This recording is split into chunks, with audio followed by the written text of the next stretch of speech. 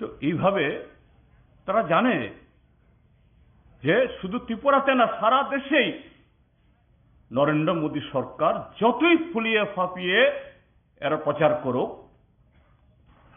একটা দিন মানুষ সাময়িক বিভ্রান্ত হলেও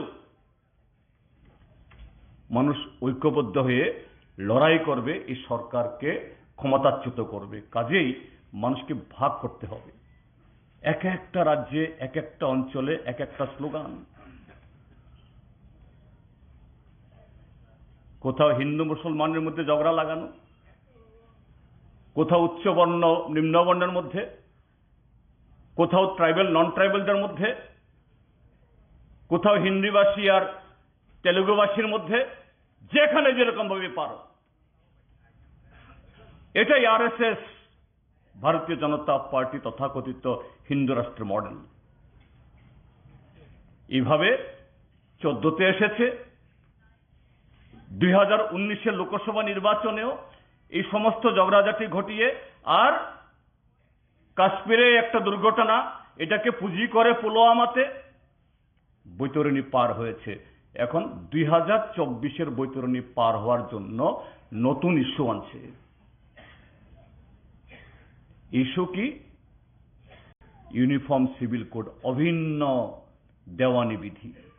অর্থাৎ তাদের যে স্লোগান হিন্দু হিন্দি হিন্দুস্তান, খুব সুন্দর বলে, একটা সিটিজেনশিপ কার্ড, একরকম ভোটার কার্ড, একরকম রেশন কার্ড, সব এক। সম্ভব? সম্ভব?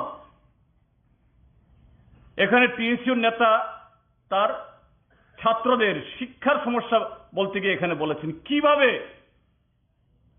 এই ত্রিপুরাজ্যের ককবরক ভাষীরা, যাদের একটা আশার আলো সঞ্চারিত হয়েছিল, ককবরকে বিএ পাস করার, এমএ পাস করার, পিএইচডি করার,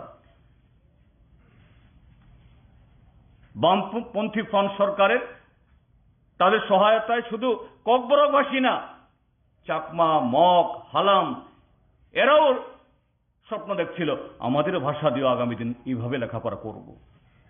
আর এখন তথাকথিত এই শিক্ষানীতি, উমুক নীতি, তমুক নীতির নামে যেটা চালু হয়েছিল, বিকশিত হয়েছিল, একটু মাথা তুলে দাঁড়িয়েছিল, এটাই মুখ থুবড়ে পড়ার মতো অবস্থা। আগামী দিন এই তথাকথিত জাতীয় নীতি, তথাকথিত এদের শ্রেষ্ঠ ভারত গড়ার যে পরিকল্পনা, মানে এটা কি? এই দেশের দুর্বল, প্রান্তিক, পিছিয়ে পড়া, সংখ্যালঘু, তাদের অধিকার বলতে কিচ্ছুই থাকবে না, এমনিতে নাই। চাকুরি বাকুরিতে সংরক্ষণ আছে 31%, থাকলেই কি 31%? চাকরি হলেই তো 31%, প্রমোশন হলে তো 31%। আর যখনই এরকম ইউনিফর্ম সিভিল কোড হবে, অভিন্ন দেওয়ানি বিধি হবে, এটা শুধু আমাদের বেশভূষা, আচার আচরণ, সামাজিক নীতিরীতির ক্ষেত্রেতে না, বিবাহ, শ্রাদ্ধ, জমি বন্টন ক্ষেত্রেতে না, সমস্ত ক্ষেত্রেতে লাগু হয়ে এই দেশের যারা আমরা প্রান্তিক জনগোষ্ঠী বা পিছিয়ে পড়া জনগোষ্ঠী অংশের মানুষ, আমাদের যে সামান্যতম যে অধিকারগুলো বামপন্থী ফ্রন্ট সরকার থাকার সময়তে বা বামপন্থীরা লড়াই করে আদায় করেছে, এগুলি সমস্ত হরণ হয়ে যাবে। কাজেই বুর্জোয়ারা সময়ে সময়ে তাদের কায়েমি স্বার্থ টিকিয়ে রাখার জন্য এরকম ভাবে তারা দালাল তৈরি করে, শিকারী মোড়ক তৈরি করে। আমাদের ত্রিপুরাজ্যের মধ্যে, আমাদের এই জীবদ্দশাতে, আমাদের জীবনকালে আমরা কি প্রত্যক্ষ করেছি? গণমুক্তি পরিষদের, বামফ্রন্টের আমাদের যে এই লড়াইকে সামগ্রিকভাবে শুধু ত্রিপুরা যে ট্রাইবেল না, ট্রাইবেল নন ট্রাইবেল সকলকে নিয়ে এই রাজ্যকে বিকশিত করার জন্য যে আমাদের সংগ্রাম, এটাকে দুর্বল করার জন্য সে 80-র দশকে প্রথম স্লোগান তোলানো হলো। তার আগে স্লোগান হলো কুসাক বিয়া কুফুর বিয়া বুইনি তলা তমলিয়া। কথার চবাং খাইছে শুধু চিনি রায়দা সুমান নাই। এরপরে স্লোগান আনা হলো স্বাধীন ত্রিপুরা, স্বাধীন উত্তর পূর্বাঞ্চল। আমাদেরই ঘরের এই তাজা তাজা ছেলে মেয়ে, এটিপিউলো থেকে এনএলএফটি, আকাশ থেকে তো পড়েনি, আমাদের ঘরের ছেলে মেয়েরা। এদেরকে ব্যবহার করা হলো, এদের মগজ ধোলাই করা হলো। চলো বাংলাদেশের জঙ্গলে, পার্বত্য চট্টগ্রামে, আমরা সেখানে গেলে আমেরিকা থেকে টাকা আসবে, জাপান থেকে টাকা আসবে, ইউরোপ থেকে টাকা আসবে, অস্ত্রের অভাব হবে না। আন্তর্জাতিক কোর্টে গিয়ে সেখানে গিয়ে আমরা বিচার করব। ভারত সরকারের, ত্রিপুরা সরকারের, সারা পৃথিবী আমাদের পেছনে থাকবে। কত শত ছেলে মেয়ের জীবন নষ্ট হলো, কত নিরীহ মানুষের প্রাণ কেড়ে নিল ট্রাইবেল নন ট্রাইবেল শিক্ষক, কর্মচারী, পুলিশ, টিএসআর-এর। বামপন্থী ফ্রন্ট সরকারের কিন্তু উদ্দেশ্যটা কি ছিল? বামফ্রন্ট সরকার যাতে ওই মালদা কুমার রোয়াজাপাড়াতে রাস্তা না নিয়ে যায়। উদ্দেশ্য হলো লংথরাইয়ের পাহাড়ের উপরে যে স্কুলটা খুলেছে এখানে যাতে মাস্টার না যায়, ওই খানতলাঙে যে বালোয়ারি হয়েছে এখানে যাতে দিদিমণি না যায়। কোথায় আজকে তারা, কোথায় তারা? এই লোকগুলোই তো টিউজেস হোক, আইএনপিটি হোক, আইপিএফটি হোক বা ত্রিপুরা মথা, এই সবগুলো দলের ভিতরে দেখা যায় এই লোকগুলোই, তার বাইরে কেউ নাই। এই চেহারাগুলোই বিভিন্ন সময়তে বিভিন্ন নাম নিয়ে এরা এখানে কখনো কোট, কখনো পাঞ্জাবি, কখনো মাথায় পাগড়ি, এই তো এইভাবে তো শেষ করছে। এবং সর্বশেষ এখন ভারতীয় জনতা পার্টিকে তাদের এই নেতিবাচক, তাদের এই চক্রান্তের কারণেই আজকে ভারতীয় জনতা পার্টি এই রাজ্যের সংখ্যাগরিষ্ঠ মানুষের সমর্থন না পেলেও, সংখ্যাগরিষ্ঠ মানুষ এমনকি যাদের ভোট তারা পেয়েছে তারাও ভারতীয় জনতা পার্টি সরকারে থাকুক তারা চায়নি, এই সরকার বিদায় হোক। কিন্তু বকলমে এদেরকে রাখার জন্য এই ব্যবস্থাটা হয়েছে। এখন ধরা পড়ে যাচ্ছে, আরো ধরা পড়বে, আরো ধরা পড়বে। একসময় শোনানো হলো ত্রিপুরা ল্যান্ড, তারপরে শোনানো হলো গ্রেটার ত্রিপুরা ল্যান্ড। কেউ যদি লিখিত না দেয় এর সাথে বসে এক কাপ চাও খাবে না। পরোক্ষ বা প্রত্যক্ষ ভাবে এদের সুবিধা হয় এরকম কোনো কাজ তারা করবে না। কিন্তু ভোটের ফলাফল, এই কথাটা এখন আর বলতে হয় না, নিজেদেরই স্বীকার করতে হয় গলতি হো গিয়া, ভুল হো গিয়া। কিন্তু এই ভুলটা তো অবচেতন মনে না, সচেতন ভাবে ভুল। কিন্তু ভুল কি, এই ভুল থেকে ফিরে আসছে? চলো এই ভুল থেকে ফিরে আসছে না, বরঞ্চ এই ভুলটাই এদের কর্মসূচি, এই ভুলটাই এদের কর্মসূচি, এই ভুলটাই তাদের শুদ্ধ, এটাই তাদের কাছে স্ক্রিপ্ট। অর্থাৎ এই কাজ করেই ত্রিপুরাজ্যের ট্রাইবেল হোক নন ট্রাইবেল হোক গরিব মানুষের স্বার্থ রক্ষা করার জন্য যে শক্তি মার্ক্সবাদী কমিউনিস্ট পার্টি, গণমুক্তি পরিষদ তাদেরকে ক্ষমতার থেকে দূরে রাখা যায়, তাদের বিরুদ্ধে সাময়িকের জন্য মানুষকে খেপিয়ে পরিবেশকে অন্যরকম করা যায়। এখনো ত্রিপুরায় যদি ভাষণ হয়, ত্রিপুরায় যদি কোনো কর্মসূচি হয়, এখানে স্লোগান তোলা হয়, হাম দেখ লেঙ্গে, দিল্লিকে ছাড়া হবে না, ইঞ্চি ইঞ্চিতে লড়াই হবে। আবার কি দেখা গেল, সেই দিল্লি এডিসিকে কোনো চিঠি দিয়েছে বলে আমরা শুনিনি। ভোট ভাগাভাগির ফলে মাত্র 19% ভোট পেয়ে আমরা সিপিআইএম এককভাবে 26% ভোট পেয়েছি। 13টা আসনে কংগ্রেসকে সমর্থন করে, সেখানেও সিপিআইএম এর আরো প্রায় 9% ভোট, সেই হিসাবে 35% ভোট সিপিআইএম এর গত বিধাতে আমরা সে আসন না পেলেও, কিন্তু মাত্র 19% ভোট পেয়ে ত্রিপুরা অর্থাৎ ত্রিপুরা বিধানসভাতে প্রধান বিরোধী দল, কেননা 13 জন এমপি এমএলএ। কেউ শুনেছেন দিল্লি থেকে স্বরাষ্ট্র মন্ত্রক বা কোনো মন্ত্রী ত্রিপুরা বিধানসভার বিরোধী দল নেতাকে এডিসির এম্পাওয়ারমেন্টের জন্য, আলোচনার জন্য কোনো চিঠি দিয়েছেন? এবং ভারতবর্ষের কোনো সরকার এটা করতে পারে কি? যদি অনিমেষ দেববর্মা বিরোধী দল নেতাকে যদি এডিসির এম্পাওয়ারমেন্টের জন্য যদি তাকে চিঠি দেওয়া হয়, তাহলে জিতেন চৌধুরী সিপিআইএম এর লিডারকেও দিতে হবে। এটাই আইন। ভারতবর্ষের সরকারে তারা থাকতে পারে কোনো দল, তার মানে ভারতবর্ষের সরকারি কোনো দপ্তর বা ভারতবর্ষের সরকারের কোনো পয়সা এটা ব্যক্তিগতভাবে বিজেপির পয়সা না, এটা দেশের জনগণের পয়সা।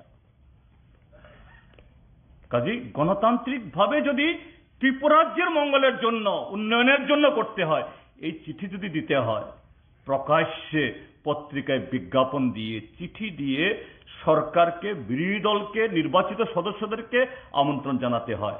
কিন্তু আমরা শুনিনি। কিন্তু দেখা গেল সুরসুর করে ইঁদুরের মতো করে ত্রিপুরা, এই দিল্লিতে এডিসির চিফ এক্সিকিউটিভ মেম্বার, কিছু এফডিসি মেম্বার, এরপর এমএলএ, সাথে আইপিএফটি, আবার কিছু ফেও আছে তথাকথিত সামাজিক নেতা, এরকম কিছু তৈরি করা হয়েছে। এদেরকেও সব নিয়ে গেছে দিল্লিতে, পত্রিকা ছবি বেরিয়েছে। মিটিং কার সাথে?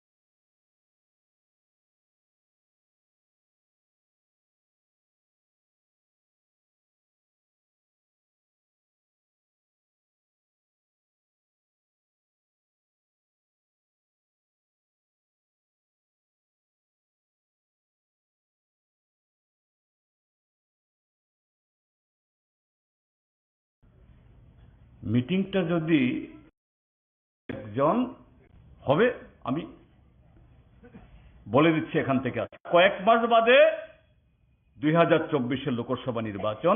কাজেই ত্রিপুরা মথা তুমি আলাদা আলাদাই থাকো, তার আগে এডিসিতে কিছু টাকা দিয়ে দেব, তোমরা আরো কিছু লুটপাট করো।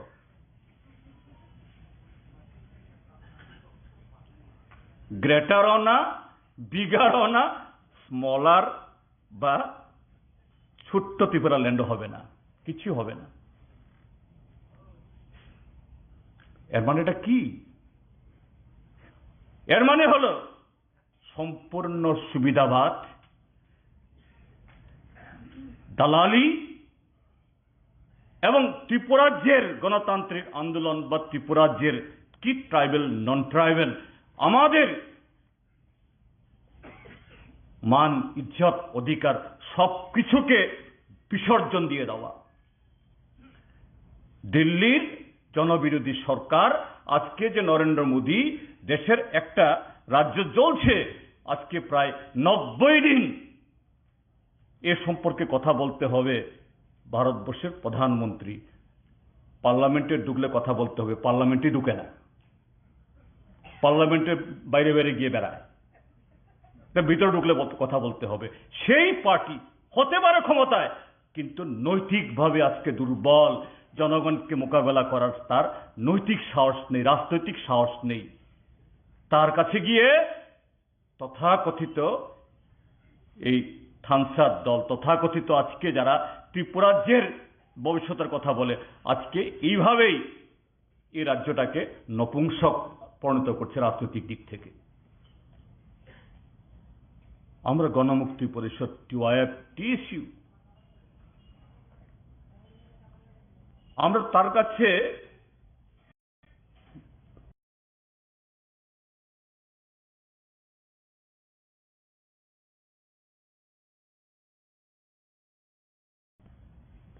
কম্প্রোমাইজ করতে পারি না।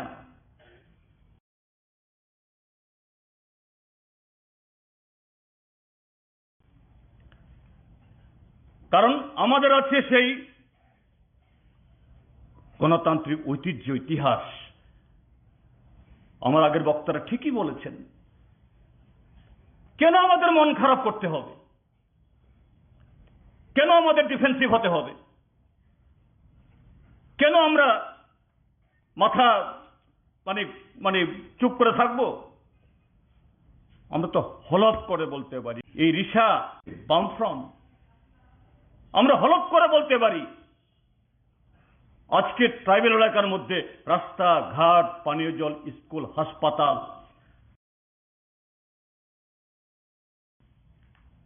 হাজার হাজার আজকে ডাক্তার, ইঞ্জিনিয়ার,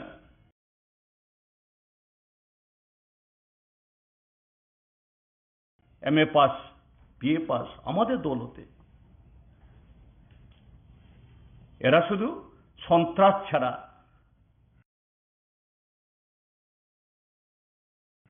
জবরদস্তি করে মানুষের উপরে চাপিয়ে দেওয়া ছাড়া, বন্দুক দেখিয়ে বলা ছাড়া যুক্তি দিয়ে কথা বলতে পারে?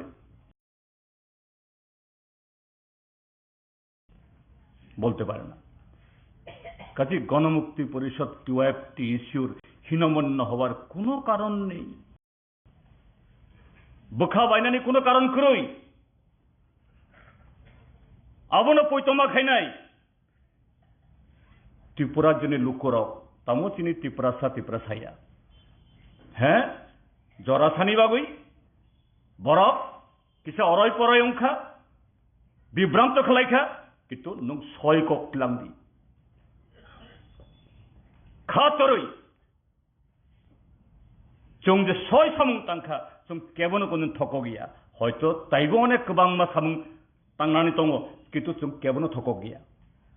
বামফ্রন্ট সরকার কাউকে ঠকায়নি, কাউকে মিথ্যা প্ররোচনা প্রতারণা আমরা করিনি।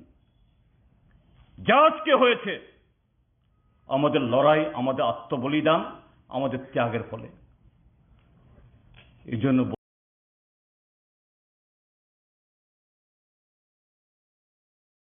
বলবো এই যে আমাদের অধিকার আজকে বিপন্ন কার হাতে? ভারতীয় জনতা পার্টি, আরএসএস তার হাতে। আর সেই জায়গায় এই সমস্ত দলগুলো এখন তাদের ক্রীড়নক, এদের দালাল, শিকারী মোরক হিসাবে তারা এইসব জায়গাতে বারে বারে ত্রিপুরা রাজ্যে এসে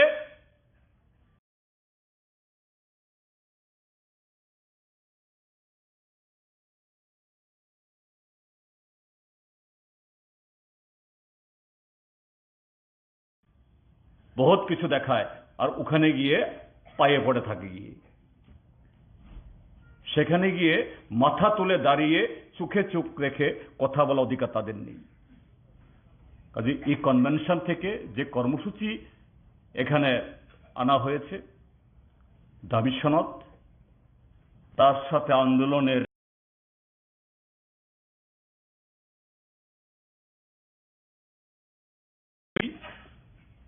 আগামী দিন প্রত্যেকটা মহল্লায় সর্বত্র এখানে যেরকম ভাবে বলা হয়েছে সবটাই সব জায়গায় এরকম হবে মনে করি না। তার চাইতেও যদি নতুন কোনো পথ, নতুন কোনো কায়দা মানুষের কাছে পৌঁছতে, কাজে এই আক্রমণ সন্ত্রাস বা যে পরিস্থিতি তৈরি করেছে এটা সাময়িক, এটা মোকাবেলা করে আরেকটা নতুন ইতিহাস তৈরি করার দায়িত্ব গ্রহণ করুন। জিএমপি, টিওএফ, টিএসইও সেই জায়গাতে অন্যান্য গণতান্ত্রিক শক্তির সাথে এবং তার সর্বাগ্রে আমরা সে দায়িত্ব আমরা পালন করব এবং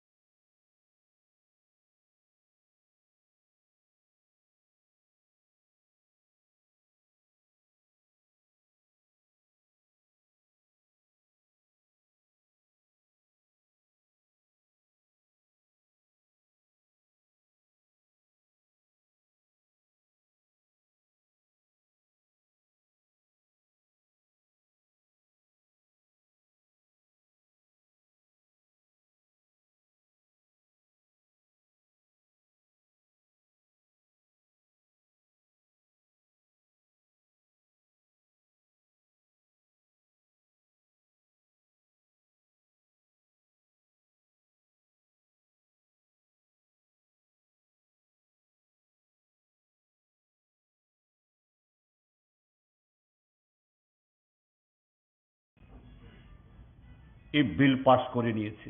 গণ অধিকার আইনকে চারিদিক থেকে ঘিরে তার হাত পা ভেঙে চুরমার করে এটাকে পঙ্গু করে আগামী দিন যাতে একজন ট্রাইবেলও নতুন করে এই আইনের মাধ্যমে কোনো অধিকার না পায়। এবং যারা আজকে ভোগ করছে তারা বহু কষ্ট করে রাবার বাগান গড়ে তুলেছে, নারিকেলের বাগান গড়ে তুলেছে, সুপারি।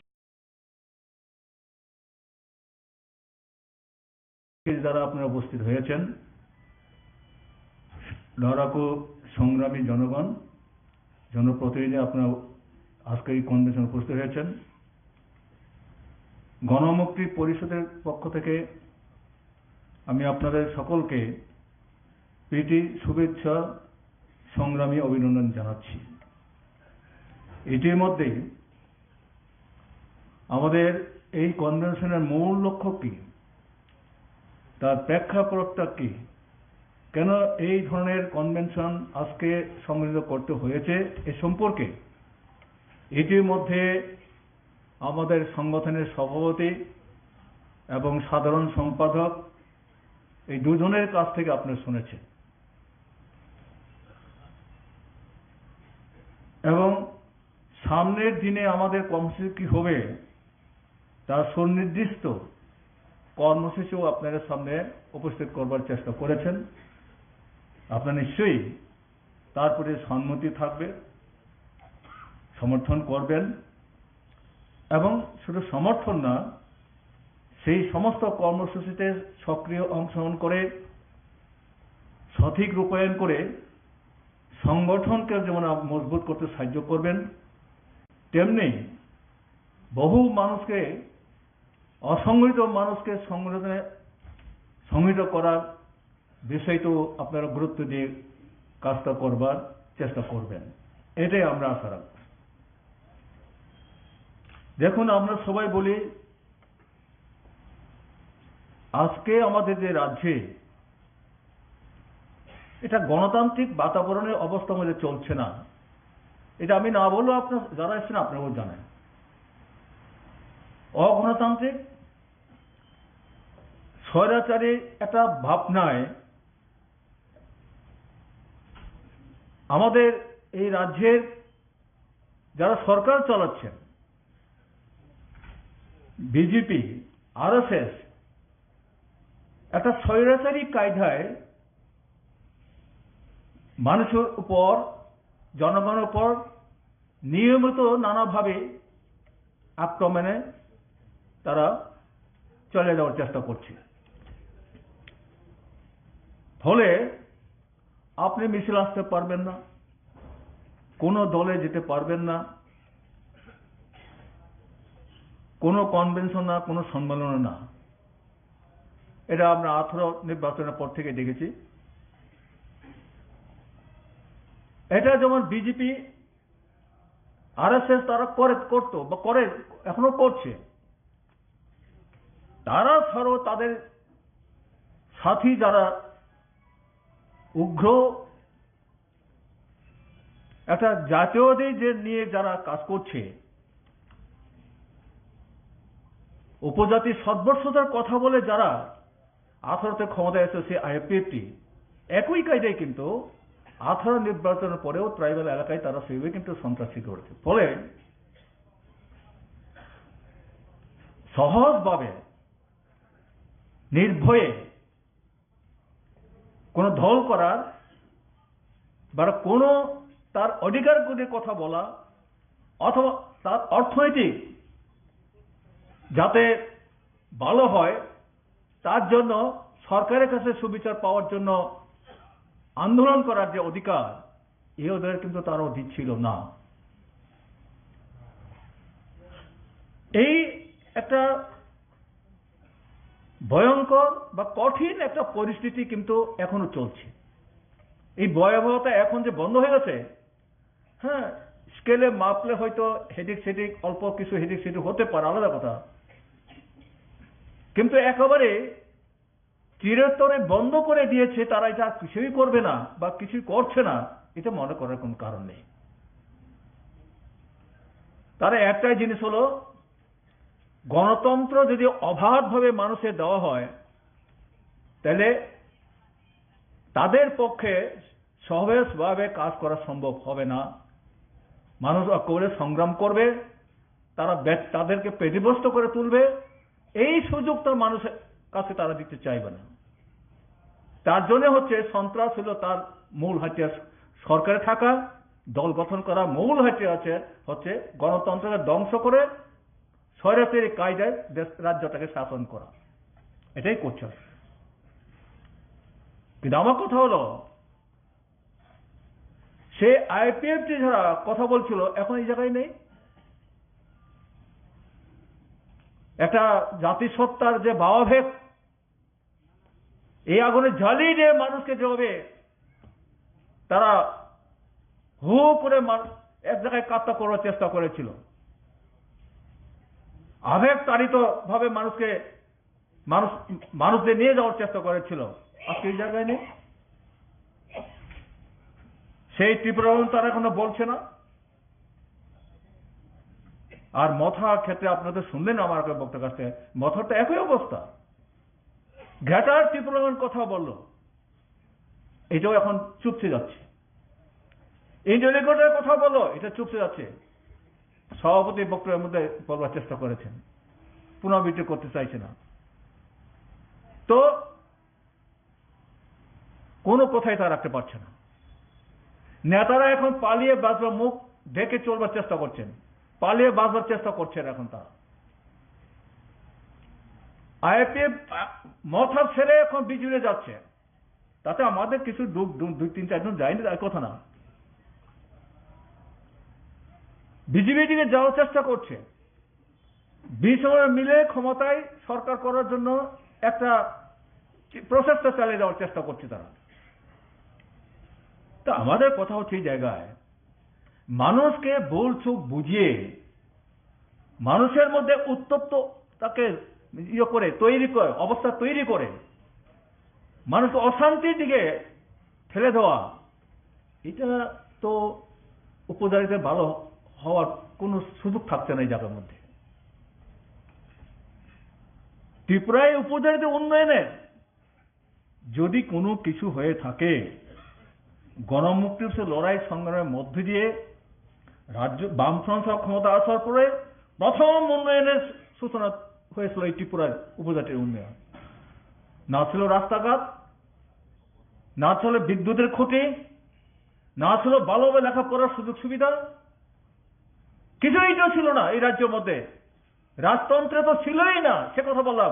গণতন্ত্রের সময় কিছুই ছিল না এই রাজ্যের মধ্যে। উপজাতি কি করতেন? কোথাও কোথাও ভিক্ষাবৃত্তি করতে হতো, বনের জঙ্গলে আলো পুড়ে খেতে হতো। এটাই ছিল তাদের ভবিষ্যৎ। এই নিয়ে তারা জীবনযাত্রা দীর্ঘ বছরে কাটিয়েছে।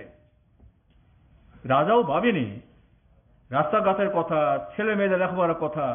রাজার ছেলে রাজ্য চালাতে হবে, তাকে শিক্ষিত করার জন্য লন্ডন থেকে শিক্ষক এনে পড়িয়ে দেওয়ার ব্যবস্থা আছে। কিন্তু তার উপজাতি প্রজাদের গড়ের ছেলে মেয়েরা বনের জঙ্গলে পশুদের মতো বিচরণ করে, আজকে এখানে ওখানে জুম চাষ করে, যার কোন স্থায়িত্ব নেই, সারা জঙ্গল বিচরণ করে বাঁচবার চেষ্টা করছে। তার জন্য তো লেখাপড়া, তার ছেলে লেখাপড়া করার কোনো ব্যবস্থা করেনি। তো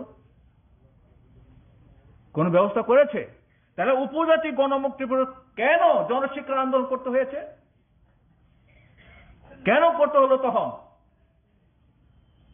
কংগ্রেস সুধান দেববর্মা, হেমন্ত দেববর্মা জনশিক্ষা আন্দোলনটা সংগঠিত করতে হলো কেন?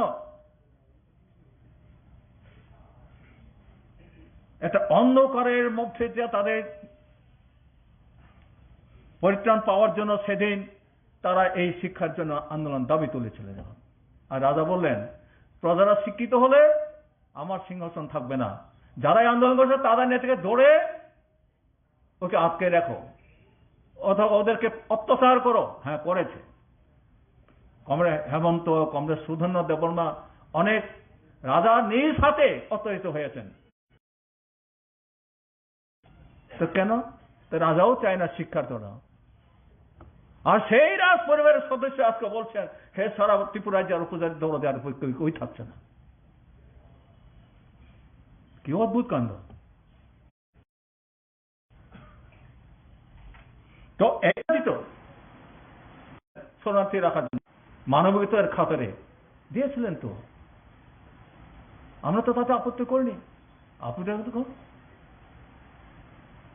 মানবিকতার খাতারে রাজধানী শুনেছি রাজবাড়িটা ছেড়ে দিয়ে তিনি ওই আজকের যে গভর্নর হাউস নাকি হাউস সেখানে তিনি থেকেছেন শুনেছি যারা। তাহলে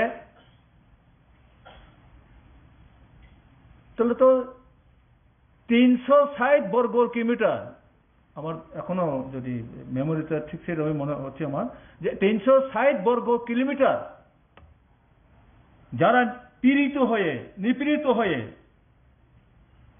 বাংলাদেশ থেকে যারা, তখন তো বাংলাদেশ না পাকিস্তান, এই ঘটনায় অর্থাৎ সাম্প্রদায়িক ঘটনায় যারা নিঃস্ব হয়ে ত্রিপুরায় আশ্রয় নিয়েছেন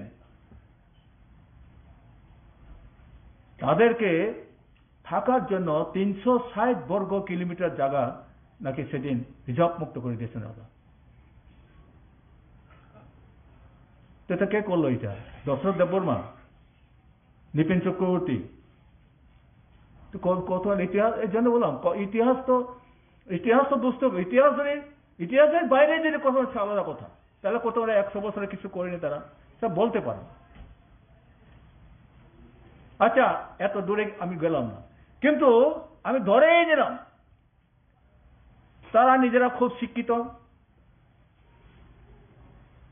সঙ্গে রাজপুত্রও আছে, অথবা অসম্ভব পণ্ডিত নিয়ে হচ্ছে এই দলগুলি গড়ে উঠেছে, হয় আইপিএফ না হয় মথা। তারা নিজেরা গর্ব করে। সিপিএম এ ওই যে বলে কেউ বলে যে সিপিএমরা গরিব, এরা হ্যাঁ আগে এইরকম প্রশ্ন টিউজিউসের আমার এইটা প্রশ্ন ছিল, সিপিএম মানে কি এরা সব সন কাইতে এটা কোনো মতে খাইবে চড়িছে, এরা সব সিপিএম করে। আমরা দেখো কত এমএ পাস বিএ পাস আমরা টিউজিএস করি।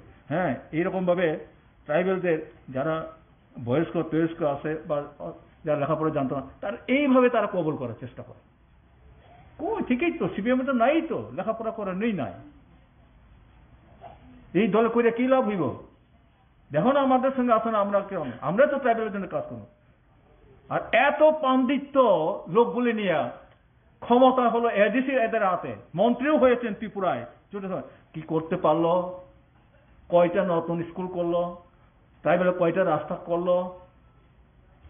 কিসের পাণ্ডিত্য হচ্ছে চুরির পাণ্ডিত্য, চুরি করার পাণ্ডিত্য অর্জন করেছে। উপজাতির সেবা করার জন্য পাণ্ডিত্য না, এটা তার পাণ্ডিত্য হচ্ছে চুরি করার পাণ্ডিত্য। এর জন্য এডিসিতে বসে বসে লুটপাট করছে, যেটা বলে গেলেন। এই পাণ্ডিত্য তার মানুষ বাঁচবে, উপজাতি বাঁচবে, তার অধিকার রক্ষা হবে? তার অধিকার তো রক্ষা হবে না, তো তার অধিকার সর্বনাশ করে দিচ্ছে তারা।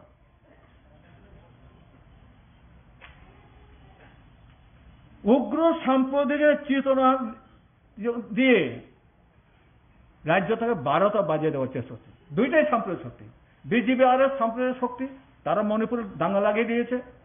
আর ত্রিপুরাইতে দাঙ্গা লাগাবার জন্য কিছু কিছু জায়গায় খোঁজাখুঁজি করছে, তাতে ওই প্রেসিডেন্ট বলেছেন কিল্লার ঘটনা খোঁজাখুঁজি করছে, হয়তো এখানকার সেভাবে গড়ে উঠতে পারছে না, তো করে দিতে পারে।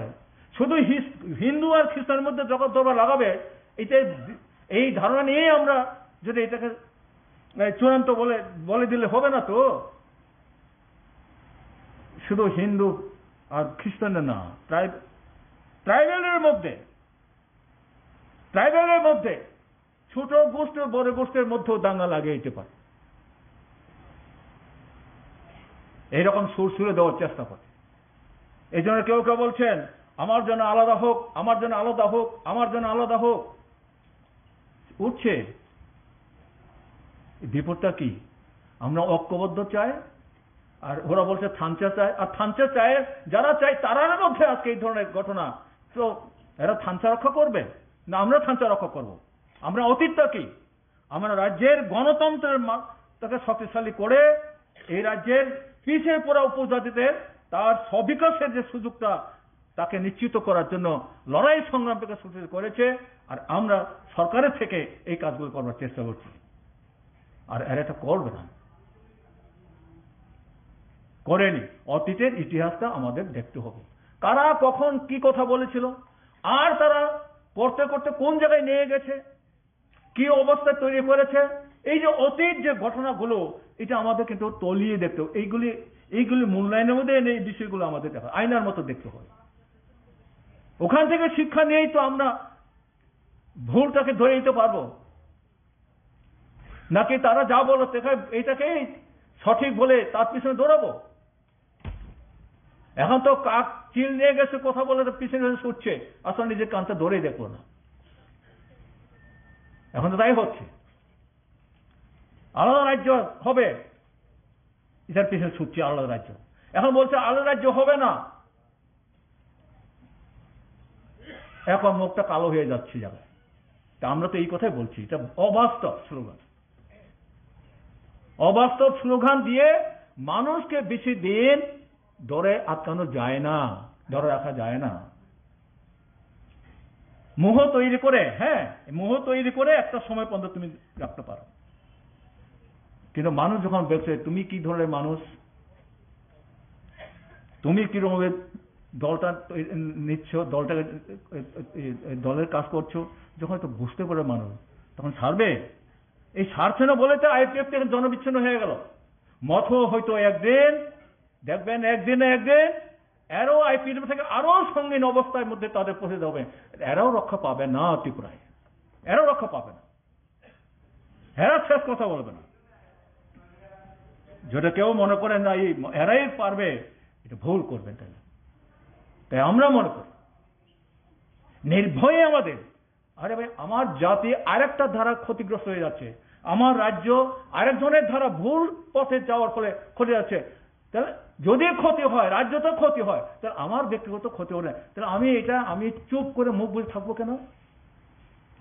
ক্ষতির হাত থেকে উদ্ধার করার জন্য আমার তো একটা দায়িত্ব আছে। পাশের বাড়ি ঘরে চুরি হয়েছে, আমি কি বসে থাকবো যে আরে আমার চুরি যখন হয় না, পাশের বাড়িতে চুরি হয়েছে আমার কি হলো, বসে থাকবেন না? পাশের বাড়ির লোকটাকে সাহায্য করবেন, আপনি ঘর থেকে বেরিয়ে যাবেন, বেরিয়ে এই চোরটাকে ধরার চেষ্টা করবেন, কোনটা? তাহলে আমার কি হচ্ছে? আমাদের ঐক্যবদ্ধভাবে সচেতন ভাবে এই যে ভুল পথে গিয়ে যে তারা সর্বনাশ করে দিচ্ছে, এর হাত থেকে রক্ষা করতে হবে আমাদের রাজ্য এবং আমাদের সমাজটাকে, উপজাতিদেরকে। এখান থেকে রক্ষা না করতে হলে আমরা সর্বনাশ হয়ে যাবো। দেখো আরো তলিয়ে আমরা আরো আমাদের সর্বনাশ হবে, আমাদের অধিকার অনিশ্চিত করবে এই জায়গার মধ্যে। যাই হোক, বেশি সময় নিয়ে কথা বলার তো সুযোগ নেই, বক্তা আছেন আরো অনেকে। তো আমি আশা রাখবো যে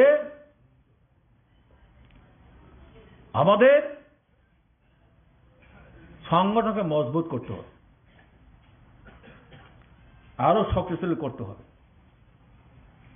এখান থেকে আমরা বলে দিলে শক্তিশালী হবে আপনি হতে পারবেন তা না। আপনি নিজের ভবিষ্যৎ, সমাজ, দেশ বা রাজ্য ক্ষেত্রে আপনার যে দায়িত্ব, এই দায়িত্বের প্রতি সচেতন যদি আপনি হয়ে উঠতে পারেন, তবেই তো শক্তিশালী হবে। আমরা বলি শক্তিশালী হতে, আমরা বলবো নিশ্চয়ই আমরা বলবো, কিন্তু আপনার তো হতে হবে শক্তিশালী। আমরা বলে আসছি অনেক দিন, এই যে ভুল যাচ্ছে এরা কিন্তু আমাদের সমাজ করে নেবে, আমরা কিন্তু আগে থেকে বলে আসছি। তো এখন কি বলছেন? এখন আমরা বই পাই, কিসের বই? বই তো কিছুই নেই এখন, নিজেরাই তো গোলমাল। এখন তারা নিজেরটাই তো রাখতে পারছে না, আপনাকে কি করবে সে? একটু যদি সাহস নিয়ে বেরিয়ে আসতে পারেন, তাহলে পরে সংগঠনটার যে ভিতটা আরো মজবুত হবে না, এটা মনে করা নিয়ে যাবে। আর এই যুদ্ধে তো আমরাই জিতবো, এই লড়াই কিন্তু আমরাই জিতবো। অসুবিধা কোন জায়গায়? কাজে আমরা আজকে অনেক পরিশ্রম করে দূর থেকে এসে আমরা আজকে এই জায়গায় ঐক্যবদ্ধ আন্দোলনকে জোরদার করার জন্য আমরা আজকে এক জায়গায় মিলিত হওয়ার আমরা উদ্যোগ নিয়েছি। এটাকে বাস্তবে রূপায়িত করার জন্য এই দায়িত্বটা কিন্তু আপনাদের নিতে হবে। আপনারা যদি আসতে পারেন তাহলে সামগ্রিক ত্রিপুরার চেহারা পরিবর্তন হয়ে আসতে কোনো অসুবিধা নেই। এরা বরঞ্চ জনবিচ্ছিন্ন হয়ে যাবে। আমি আইপিএফ এগুলো না, বিজেপি টিজেপি আরএসএস ওরা সবাই সব জনবিচ্ছিন্ন হয়ে যাবে।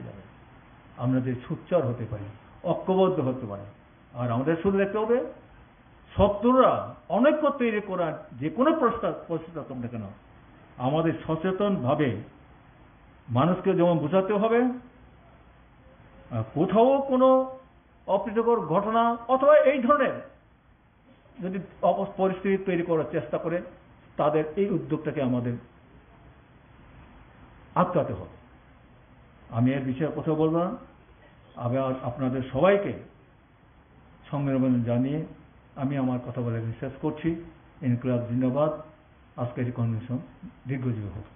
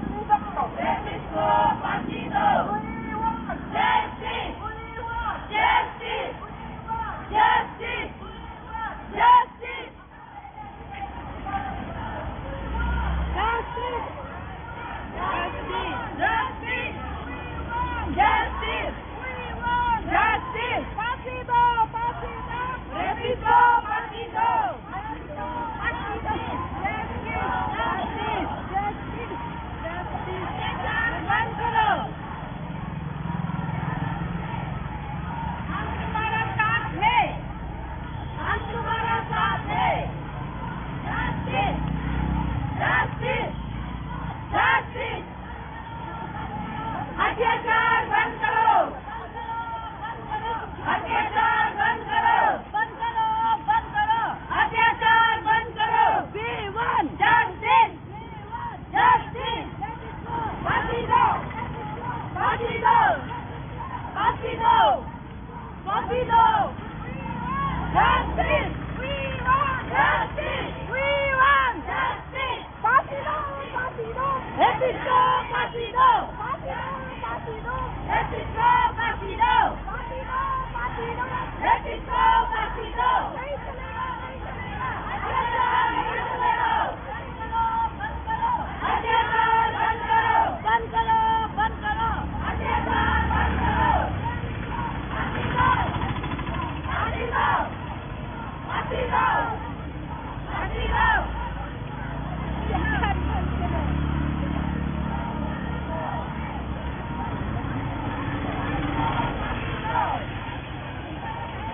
हम तुम्हारे साथ हैं, मणिपुर के बहनों, हम तुम्हारे साथ हैं, मणिपुर के बहनों, हम तुम्हारे साथ हैं। Justice, justice, अत्याचार नहीं चलेगा, अत्याचार नहीं चलेगा। Justice, justice, justice, फांसी दो, फांसी दो, justice को फांसी दो, फांसी दो, फांसी दो, justice को फांसी दो, फांसी दो, फांसी दो, justice को फांसी दो, फांसी दो, फांसी दो, justice को फांसी दो। We want justice, we want justice, we want justice, we want justice, we want justice, we want justice, justice। हम तुम्हारे साथ हैं, हम तुम्हारे साथ हैं, हम तुम्हारे साथ हैं, हम तुम्हारे साथ हैं, हम तुम्हारे साथ हैं, हम तुम्हारे साथ हैं, हम तुम्हारे साथ हैं। अत्याचार बंद करो, अत्याचार बंद करो, अत्याचार बंद करो।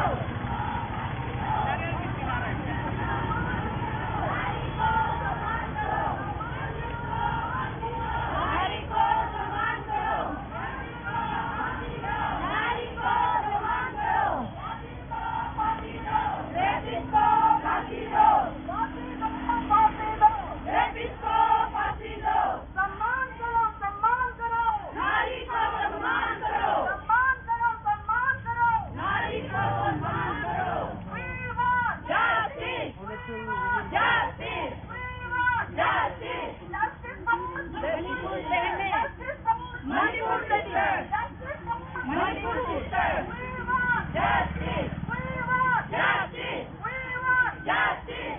न्याय दो, न्याय दो, नारी को न्याय दो, न्याय दो, न्याय दो, नारी को न्याय दो, न्याय दो, न्याय दो, नारी को न्याय दो, न्याय दो, न्याय दो, नारी को न्याय दो। सम्मान करो, सम्मान करो, नारी को सम्मान करो, सम्मान करो, सम्मान करो, नारी को सम्मान करो, सम्मान करो, सम्मान करो, नारी को सम्मान करो। नहीं सहेगा, नहीं सहेगा, अत्याचार नहीं सहेगा, नहीं सहेगा, नहीं सहेगा, अत्याचार नहीं सहेगा, नहीं सहेगा, नहीं सहेगा, अत्याचार नहीं सहेगा। फांसी दो, फांसी दो, रेपिस्ट को फांसी दो, फांसी दो, फांसी दो, रेपिस्ट को फांसी दो, फांसी दो, फांसी दो, रेपिस्ट को फांसी दो। नहीं सहेगा, नहीं सहेगा, अत्याचार नहीं सहेगा, अत्याचार नहीं सहेगा, अत्याचार नहीं सहेगा। नारी को सम्मान करो, नारी को सम्मान करो, नारी को सम्मान करो। कैंडल दो ना, कैंडल ऐसे पूरे बातों ना, कैंडल जलेगा तो ना, लाइटर भी दे दो।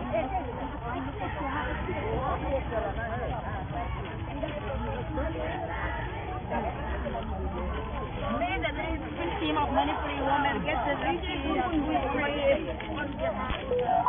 women. For all women, for all the women. Amazing. Yeah. I pray and I pray.